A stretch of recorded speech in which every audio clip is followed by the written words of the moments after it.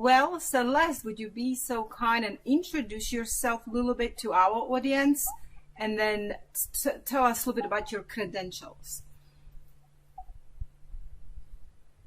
Okay, so basically I am a sister in Jesus Christ, and I became a believer at 5 years old. My family was Jewish, and of course that made all sorts of interesting situations in my life.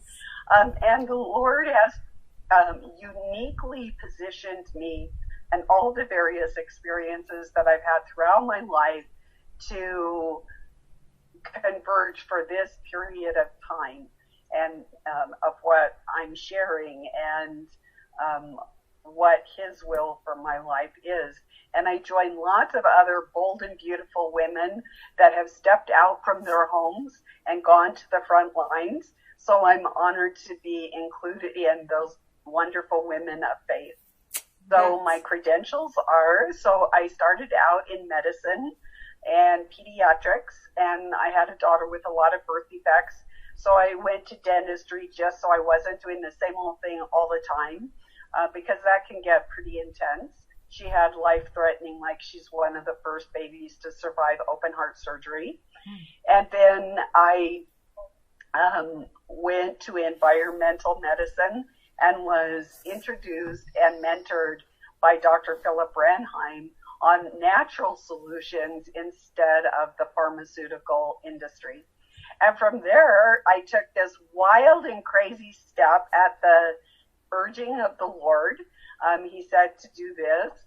Actually, I started out as a volunteer to work for FEMA, and then I worked my way up. And then after 9/11, the events of 9/11, Homeland Security was formed, and so I had a minor role in Homeland Security, but FEMA and Homeland Security worked together.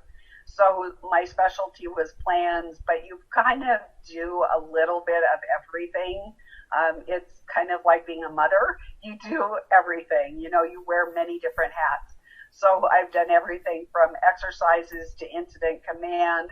Of course, I was involved in Y2K, 9/11, Hurricane Katrina, earthquakes, every type of disaster that there was, and planning for future disasters, including pandemics of what we see right now.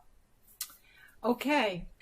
But I prayed about it. I'm ready to kind of share what you have to say. And let's go right into this.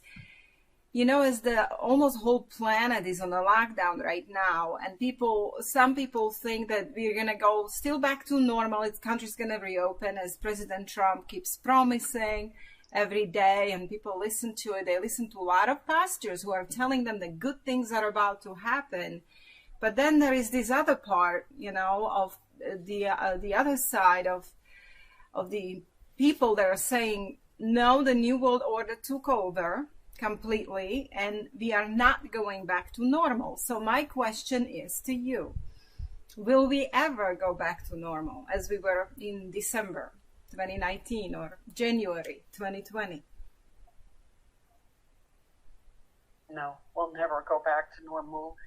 The purpose of COVID-19, real or perceived, no matter what side of the fence you're on, is being used to inject global governance, a one world order. If you believe in the beast system, or if you just believe in the New World Order, that has been injected into the world. That's why the world had to come to an abrupt stop and inject, because they are getting every piece and fabric of society, from shipping to healthcare to our families, how we interact on a relational level. As you know, most churches and faith institutions have been hit really hard. You cannot assemble any longer except virtually.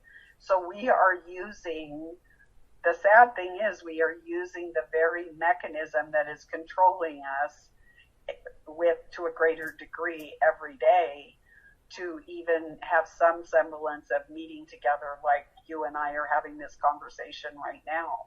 it would be so much nicer to do it in person. Yes. Yes. So, well, let me just throw in a thought here while we're on this. I have one of the president's advisors is an individual I speak with on a regular basis. Well, I say off and on. And a lot of people were shocked when I revealed that he had told me, and this has been a little over a week ago now, that the president was no longer in power, that he'd been removed from power, and that, that of course, there was a body that had replaced him. And he said that, oddly enough, Rothschilds, Rockefellers, Henry Kissinger, as he said, would have the joystick to the fighter pilot plane controlling all of this. So it almost seemed outlandish to a lot of people that I said this. And but he also confirmed what you're saying. And he said this kind of started earlier than they were planning, but the Pandora box is already opened. And as he stated to me as well, it will never be the same again. And he said, we'll start with a global reset, and then it'll just kind of have a domino effect of the events. And they're using it also for targeted disarming. He said they want to do it in a way to where the public doesn't know they're trying to disarm them, allow the events to be created, and then go forward. So just a thought to throw in there. No, that's right. You know, you're like a second source or second witness that affirmed that. And with that, you know, when we talked together, you said something happened March 13th, 2020. Can you tell people what happened on that day? So first off, when I about the second or third week in January, I have my sources that I go to regularly, and you know, there's the annual conferences, and usually it's, you know, you look and you see there's a few things that change, but pretty much our life goes on as normal. But I went to the World Economic Forum that people can go to. It's in Davos. You can look it up in your favorite search engine. And what I saw horrified me, because me especially, dealing in plans, I saw that all the layers of plans that I was involved in coming to fruition, and they were being animated. They were coming to life. And it was, they have graphics there that are very easy to follow. You can see the tentacles going out and how one thing interacts with another thing. And like you said, like the dominoes. So in that pile of material, I went through it because I did a show on, there's 18 different platforms. And the Lord kept saying 18, but I didn't have time to research it. And then all of a sudden it came to me. I was walking my little dog, and it was 18, 666, you know, and there's 18 platforms. And at the top it says COVID, that they're 18 objectives, that they're going to change the world. And so buried in there is was this information about novel geometries. And so I had some sources, and I asked, what's a novel geometry? And it has to do with pi. So on March 13th was International Pi Day, and they were that is the day that President Trump went before the American people during his briefing, and he brought out like 12, 13, I didn't count them, CEOs, and said, okay, Walmart's going to do this, Costco's going to do this. And, you know, it was this, they're supporting this endeavor. We're coming together as a public-private partnership. That is code for global fascism.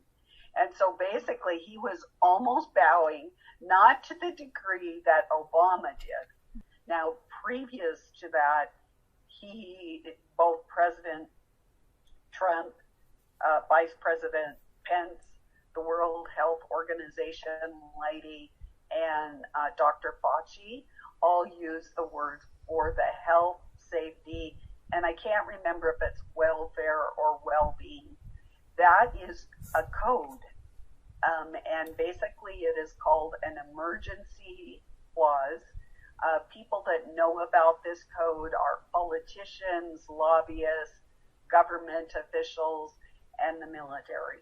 And basically when you use that code, it suspends the Constitution of the United States. And all of them said it on multiple different occasions.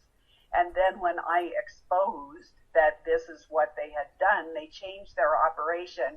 And so one person would start the emergency clause and another person would finish the clause. And then they tried another type of strategy where they started the emergency clause, one person did, at the beginning of the, God bless you, at the beginning of the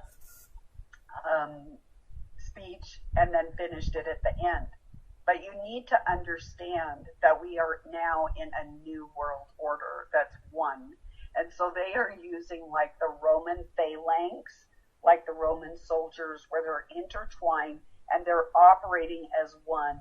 So it really does not matter if one starts it at the beginning, the clause at the beginning and the end, or if one person starts the clause and another person finishes it. They are acting as one unit. And that's really important to understand when you're deciphering the different codes that they are giving out. Well, President Trump's, I mean, you know, if we can't call him that anymore, but he